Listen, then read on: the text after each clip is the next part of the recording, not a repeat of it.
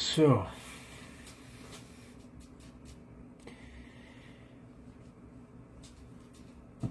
I'm gonna tell you the stories you haven't heard.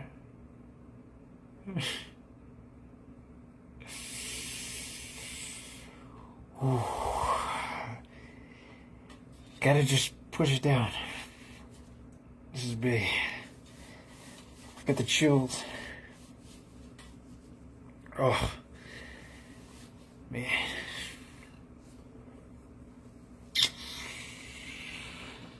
I don't know if I can do it.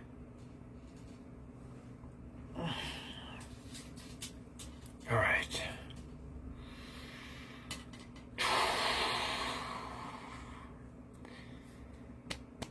A lot of spirits in this room today.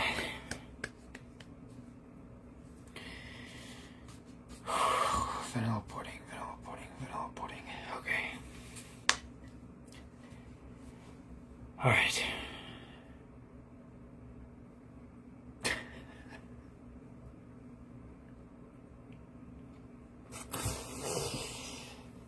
Oh, how are we doing? We had an hour yet here.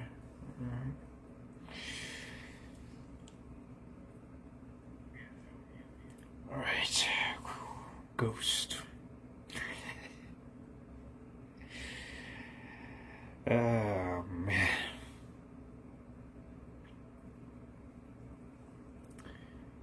Ooh, it's about to get serious. So,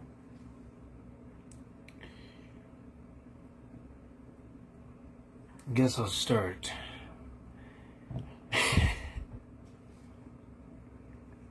My first story. The man with 7 arms.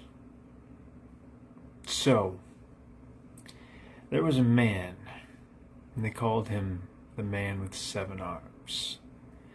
The circus had just blown into town.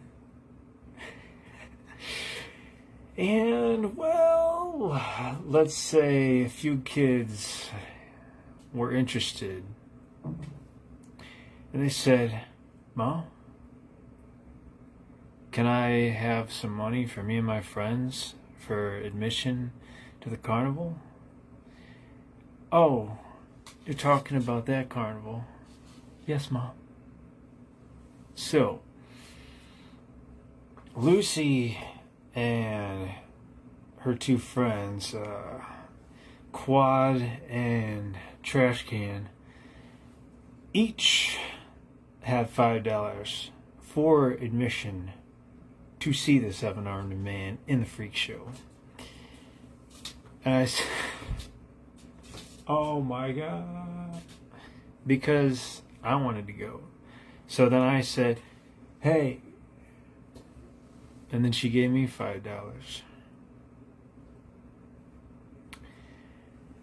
And so we all 4 of us, I chaperone, went to the carnival, the circus carnival.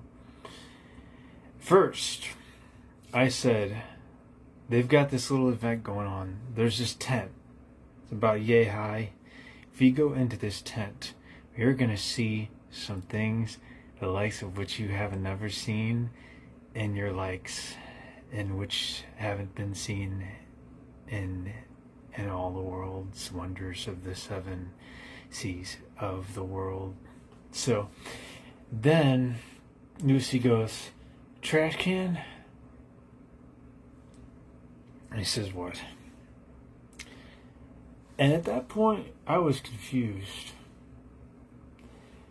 So I took a drink,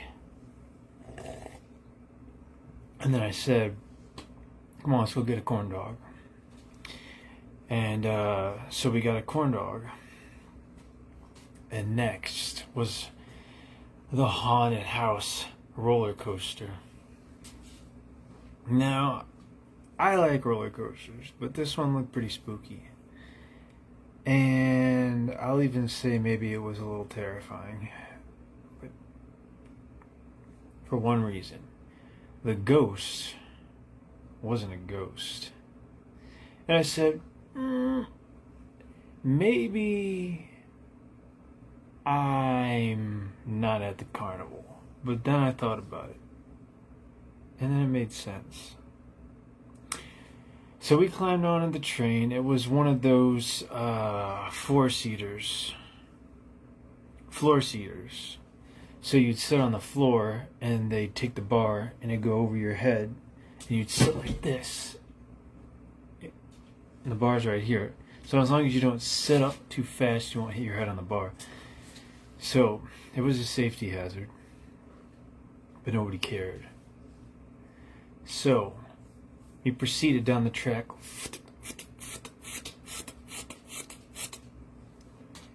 And it got dark. Ooh. And the first thing I saw when I entered was Trash Can's expression, which at this time was particularly tame, like a feral horse. And I said, Trash Can.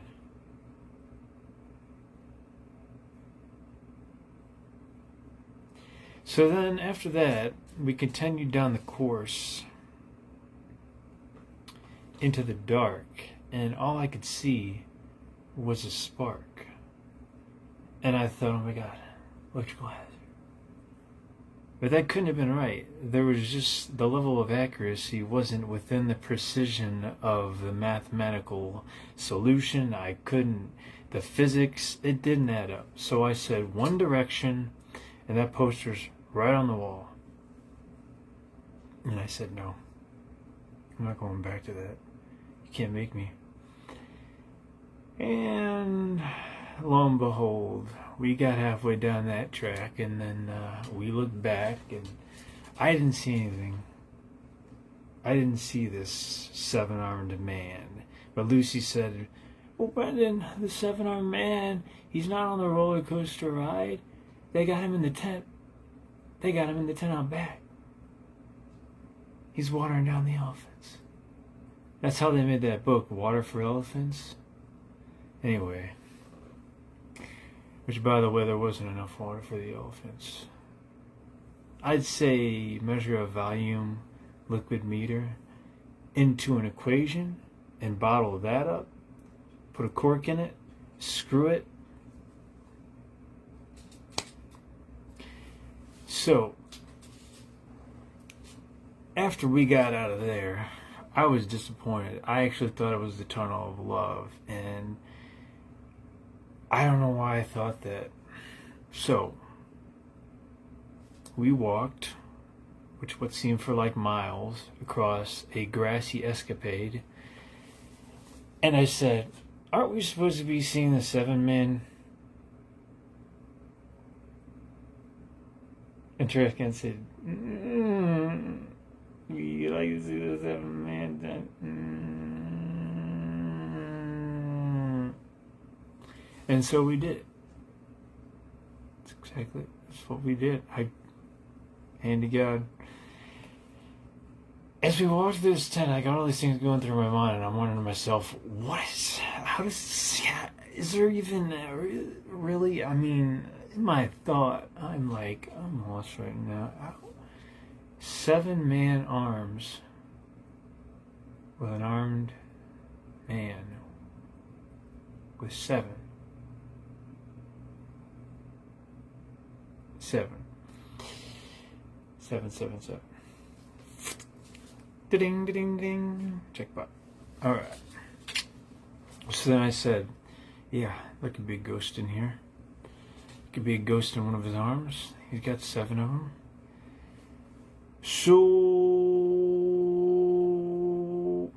basically what ended up happening was we went into this tent, and it wasn't even a tent, it was a mere fun house. So you got a clown on the left, you got a clown on the right, you pass through the middle, dragons breathing fire right in your face, singeing the hairs right off your eyebrows. Right off the beard brows. I mean, my beard's in flames, okay, at this point. Hawks flying over my head. Trash got picked up by a crow. The crows carried him off. He was gone. He was out of here. okay, so me and Lucy, and I think there was one other person, she might have gotten clown napped, but at this point, me and Lucy were like, okay, so we must be approaching the one-armed man. And I said, wait a second, I thought he had 7 arms. And Lucy said, why are you talking to yourself? And I said, I don't know. I'm lonely. No. So then I broke the mirror, because I got emotional. Well, after I broke that mirror, you'll never guess what was behind that mirror. There was another mirror, and I broke that mirror. And behind that mirror, there was another mirror, and I broke that mirror, and behind that mirror was a door. And I opened that door, and there was another mirror, and I broke that door, and there was a mirror. And I went through that mirror, because it wasn't a mirror. And in that room was the most beautiful thing you've ever seen. A man with 2 arms. And I said, huh? Okay. I'll play. And then after that, we sat down. He poured us a cup of tea. It was green tea. Sorry, that was the weather. Alright. So after we drank our green teas, I said, man, you don't have 7 arms? Well, I count 1, 2, 3, 4, 5, 6, 7, but you only have 2 arms. These other 4 arms, I'm hallucinating these. So Lucy said, maybe he's hiding the other 4 arms. It's possible. So I pulled out my shovel and started digging. Little did I know I was digging my own grave. Table collapsed. Lucy flies forward, falls right into the grave. All of a sudden, the man has 7 arms, grabs her, runs off into the dark. I say, ah. That was the last anybody ever saw of her. And after I climbed out of that hole, with her $5 that she didn't use, because she slipped past that admission booth. She knew the way. She climbed that thing. She climbed it. Trash gave her a boost. And I left the carnival and joined the circus. And then after that, I got off that train and said, I'm done. I am out. You guys don't pay me, so I'm going to go tell ghost stories. So then I went to a society of people that told stories called the Sunset Society in a town called Gooflumps. And I sat around the fire and they said, this is your initiation. I said, I've got a story. They said, tell it. I said, this story is called The Pool.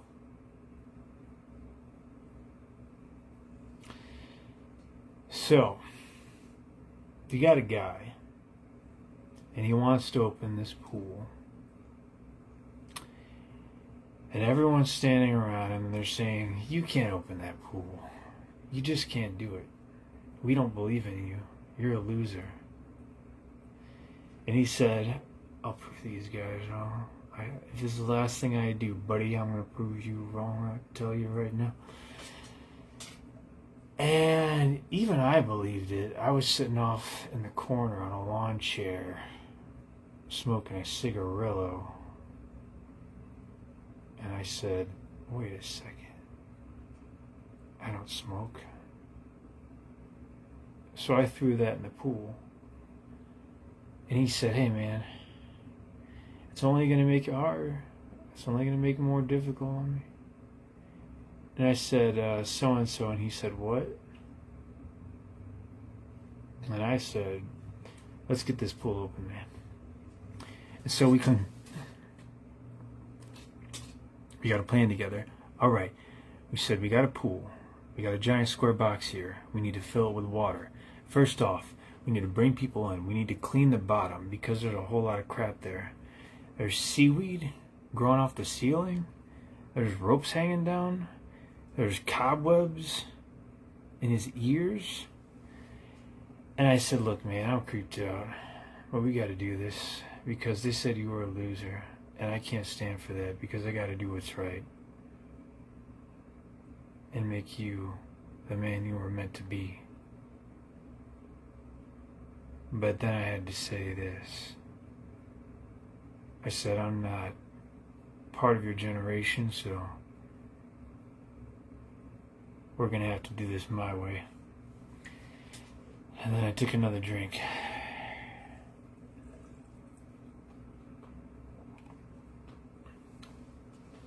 We were on a long road. We had to go down to the pool store. Talked to this guy. Got a fishing net fell on my face. Luckily, that kid that was opening that pool, his name was Lucas.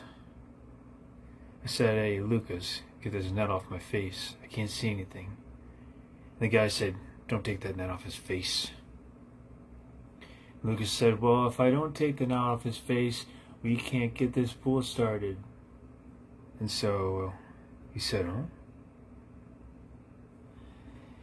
And he turned out to be a ghost with 5 arms and a tentacle growing out of his mouth.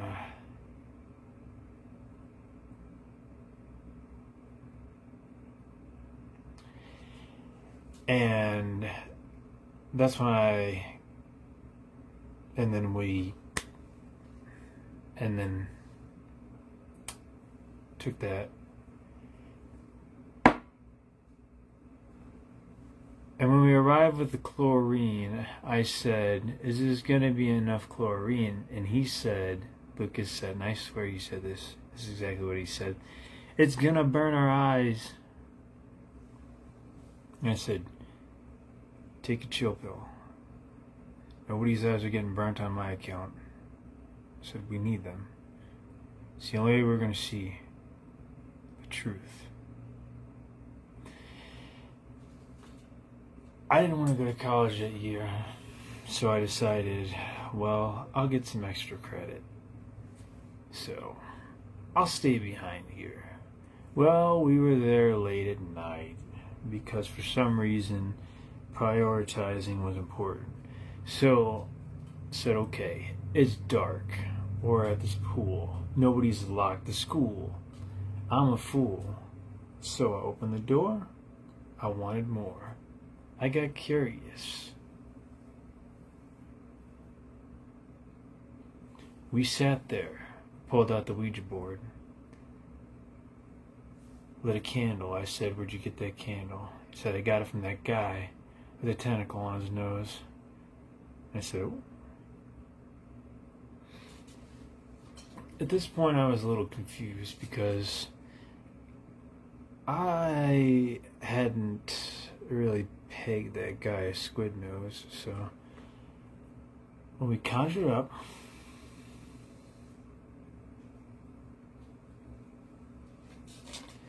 nothing came out. Then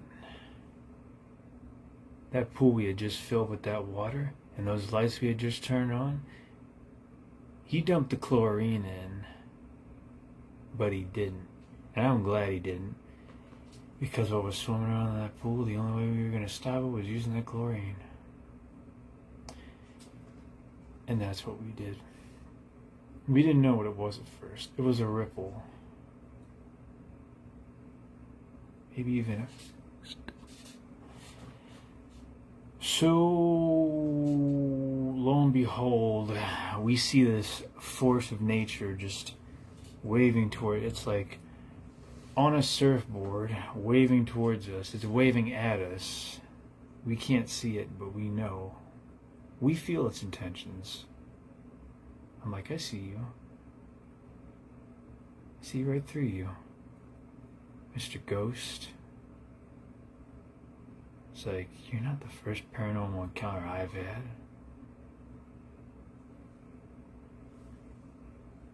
And he said, huh? And I pulled that surfboard right off from underneath him, and that's when he fell right fed first into the pool, and I said, you're done. You're done, buddy. And we poured that whole batch of chlorine in there, and it burned him up like acid. Because anybody who knows anything about pool ghosts, they don't like chlorine.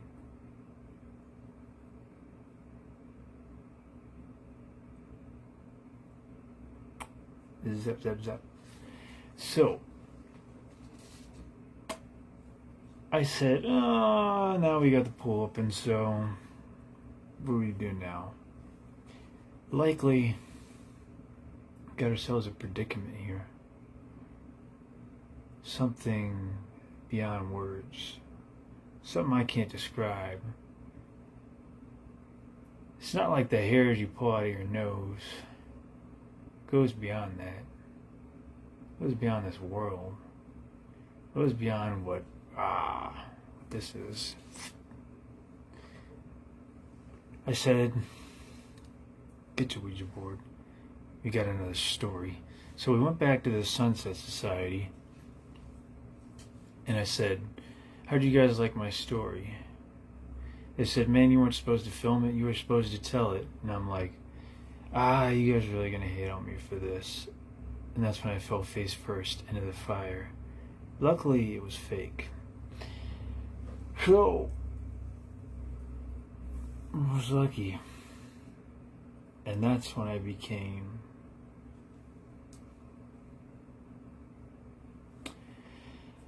so, which brings me to my third story. Because I already told you about the carnival, circus, told you about the pool that me and Lucas tried to open. But now I'm going to tell you about my trip to China. I said, man, I believe in dragons. But I'm not looking for a dragon. I'm looking for a ghost. A ghost dragon. And so, basically, what I did was I hopped that train. I didn't speak Chinese, so I said, Bitai Bao Bing Bong Konnichiwa. And I made my way. And I paid in pounds. And, you know, I didn't understand what was going on. All I had was a canteen of what I believed to be some kind of herbal tea that I got from some man on a bus, and a few croissant rolls from some French guy. He was on vacay. So I went with my croissants and my tea, and I said, this should be good. I went up to the shrine, the dynasty, and I said, Grand Master, tell me, where can I find the legendary ghost dragon? He said, boy, I'm going to smack you. I was already gone. I had an out-of-body experience. He hit me so hard, my spirit flew out of my body. And it was at this point where I said, this is my chance. I am in the spiritual world. I am one with the dynasty. This is my opportunity. If I'm going to find that ghost dragon, it's going to be now. Here and now, while I'm in this spiritual form. And I ascended. I went up and away in that house with those balloons. I looked out the window. Hey, Mr. Dragon, you out there? No response. It was quiet. I was all alone. There was no electricity. All I could think about was Benjamin Franklin in Sleepy Hollow. And that movie Clueless.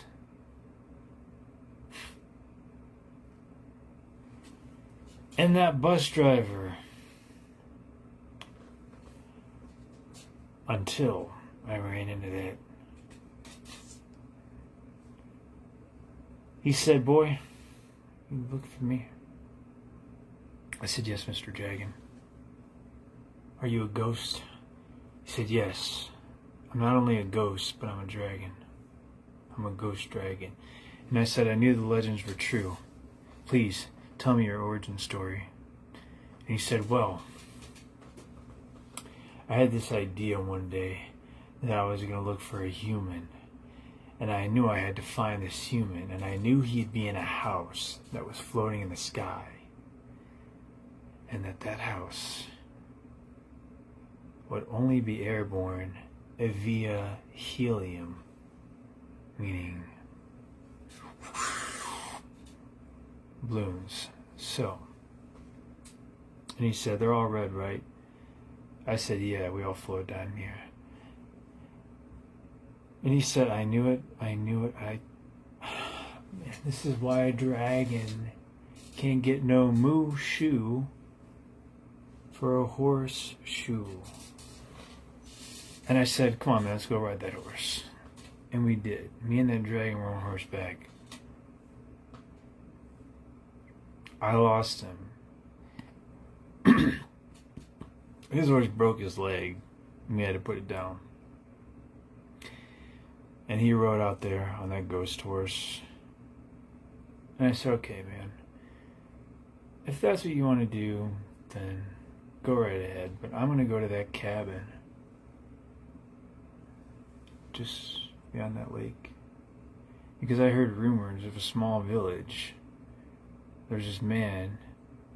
And he wears all white. And he leads this village of people." So, it was at this point where I was like, well, I could do with the fourth story.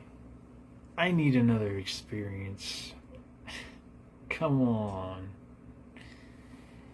And so, I creeped into this village. It was all women in this village, and then one man. I was like, this can't be right.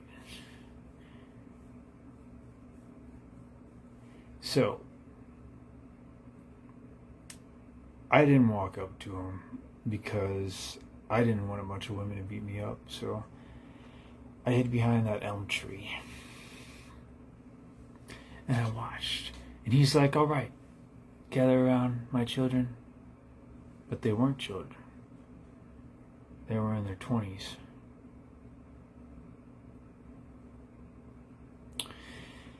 And he said, "All right, all ye women in your 20s, I have the lamb, and you must pet it, for holiness is upon you, if you do." And they said, "Pet, pet, pet, pet, pet. I feel the spirit." And I was like, man, I gotta get in on this. He's really working the crowd here. He said, "If you believe in goats, then you must become one." And I jumped out and I scared him and I said, "Boo!" And he said, "Ah." And I said, "I'm just kidding, man. Listen, I hear you're a divine leader." I said, "What do you got going on here, and can I join?" He said, "Well, it looks like you're just a man passing through looking for a story." He said, "If you let me have your horse, then I'll let you join my community." And I said, "Okay." We ate the horse that night. In our dreams. It was all a shared dream. It was part of a spiritual ritual. And he said, well, we're all one of us. And he said, just don't go into the woods. And I said, why not? I'm a paranormal investigator. Can't you understand? And he said, my son, don't go into the woods. There is a beast with the horns of a caribou.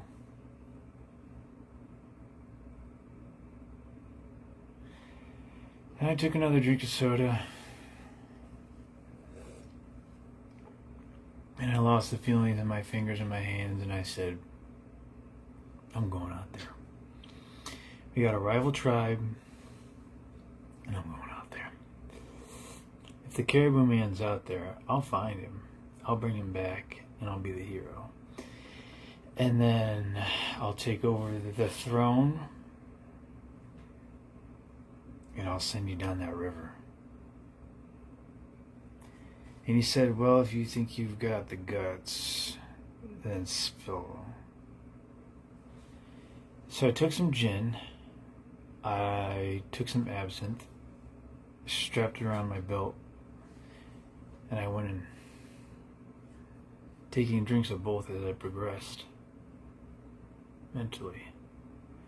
So, for these achievements, I knew that I was going to have to give the Caribou Man one thing, a fifth story, a fifth and final story, the greatest story of all time. So, I'm in the woods, and I run into these British people, and they're like, mate, what are you doing in these woods? The Caribou Man lurks about. He said, the Caribou Man takes you by the hand. I said, shh, what am I getting myself into? He said, alright, here, man, take this tea. I'm like, nope, I won't mix with the absinthe. He's alright. We got a couple Bloody Marys. Come on in. I'm like, don't we have to play that with a mirror? He said, mirror, mirror on the wall. Shut up. And I said, okay. If you're going to play it like that, I'm going to smack you in the face. But I didn't do it. I didn't do it. Because I fell through that mirror, and you know what was on the other side? That 7-armed man. But he only had 6 arms this time because he ripped one off his body. And he grew these giant caribou horns, and he said, son, you met me before. The carnival circus. He said, welcome. These are my woods. And I said, I knew you weren't what you seemed. He said, yeah, I knew that dragon too. Who do you think put him up to it? Who do you think broke his horse's leg? Made him a ghost. He said, so all this is because of you. He's like, yeah, man. You needed a 5th story. I'm your 5th story. When we say the best word. Last.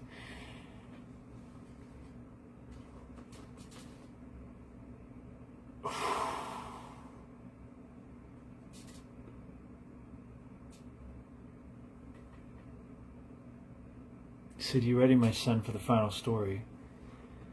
I said, take me there, Papa. And I sat on his lap. And he said, well, I'm not Santa, but I'll be your dad. No, I'm just kidding. He didn't say that. But he did have a story for me. And this 5th and final story was a doozy. He said, let's go back to the 70s. I said, a nudist colony? No. I said the 90s. He's like, Back to the Future Part 3. Alright. Remember when they went back to the Wild West and Doc Brown did this and did that? And I'm like, stop. And I threw absinthe in his eyeballs. And he's like, hey man, I'm blind, but you know what? I have to give you props. You've got balls. And I've seen your YouTube videos, and I've seen those scary movies you watch. And that commentary, those riff tracks, I'm a fan. I'm subscribed. And I said, thanks. I appreciate that. I can't see very well either. And I said, hey, let's be friends. And the Caribou man said, you're alright. You're alright. Everything's gonna be fine. So I said, why not? Because we can make a YouTube video together. Well, if we're gonna do this, we're partners, right? I knew he was gonna cut me off at 50-50. So I said 720 and he said 330. That was it. I was done. I said, no more contracts. I'm out. Goodbye, Hollywood. And then I made a song about it.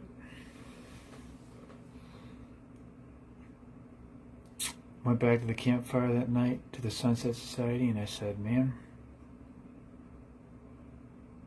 what'd you guys think of my story? They said, your story was 5 stories in one. That's the best story we've ever heard. You must be the king of telling ghost stories. And I said, I'm not the king of telling ghost stories, because I'm the king of telling ghost stories. I'm the king of telling ghost stories because I'm a ghost. They said, you're a ghost? I said, oh God, what do we do? I said, I'm going to haunt all of you in your nightmares.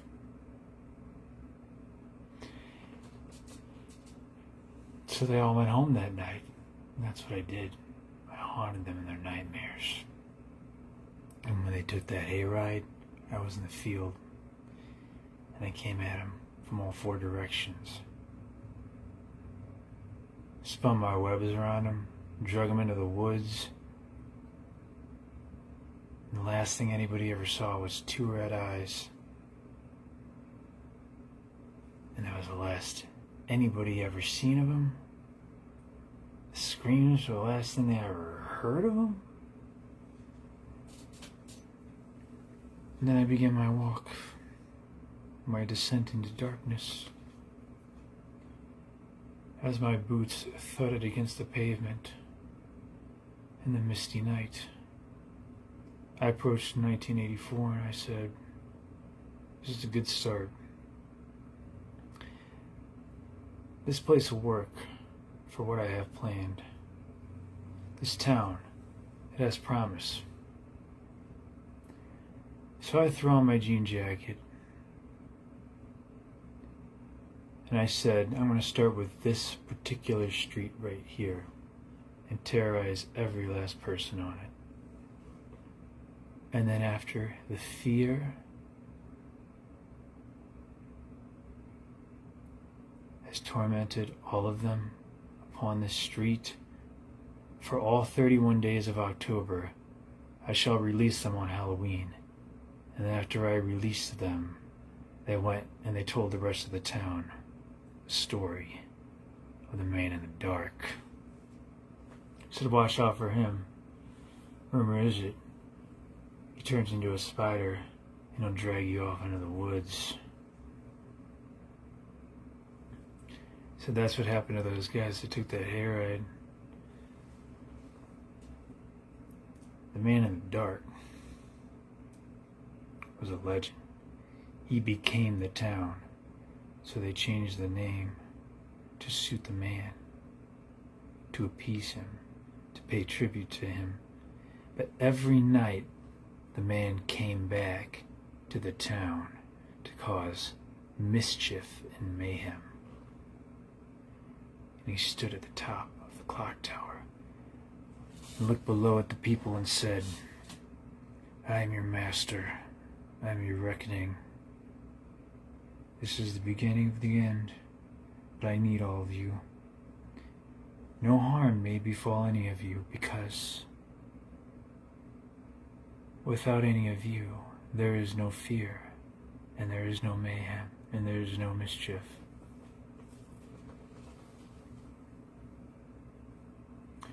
And slowly people started disappearing. Things started happening. Cars started blowing up. Schools started having curfews. Police station was busy. Nobody could find the man in the dark.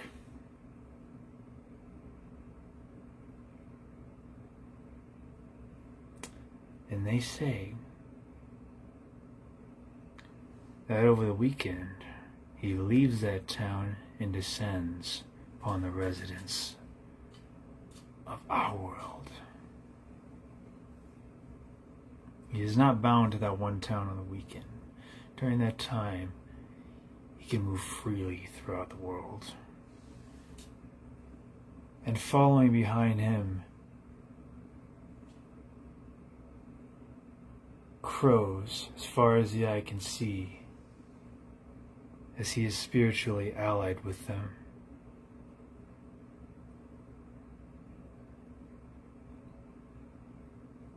So just remember, when you're walking through the dark, to listen for those footsteps. Make sure to be looking through those trees and those alleyways for two red eyeballs searing through your soul like the Ghost Rider. Because it just may be the man in the dark. And you just may be caught in his web and drug off into those trees. No one knows what happens when they get drug off into the trees. All they know is he's out there, and he's watching, and he's everywhere. And at night he comes, and he takes what he wants, and he takes who he wants. And then he leaves come sunrise. Some say his origins are sorcery. Some say his origins are devilish. Some say he's an alien. Some say he's from another dimension. We really don't know. Some say he was written into stone to one day leak out of the pages of a book into reality and fulfill the prophecy. Just remember, at 3 a.m., when you're walking and it's cold and it's dark and there ain't no lights, you're all alone. You see a man in the distance and he ain't nothing but shadow and two red eyes. Just may be the man in the dark. And just maybe, he's coming for you.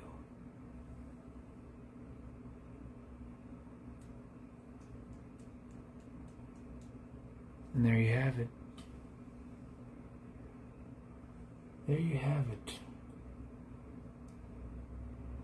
Well, I hope you all enjoyed these 5 stories, all leading up to one major story. There's a reason I told these stories. There was a reason I told the last story in particular. Those of you who know me well enough know that back in 2015 I released a book. It was about 700 pages. It's full of short stories. Nothing like the ones I just told you. But I may be quite possibly working on a new book and a new villain. And in these short stories, this villain may or may not be lurking about the pages, ready to claim those who dare walk amongst the darkness.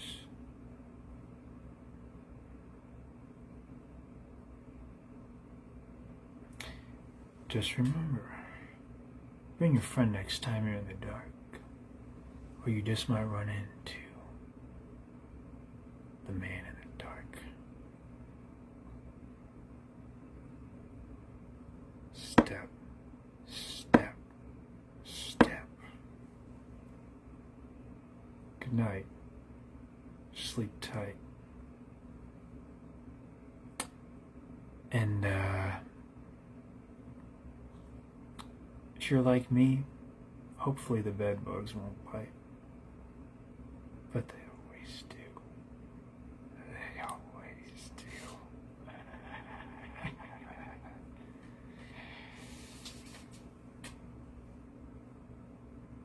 Have a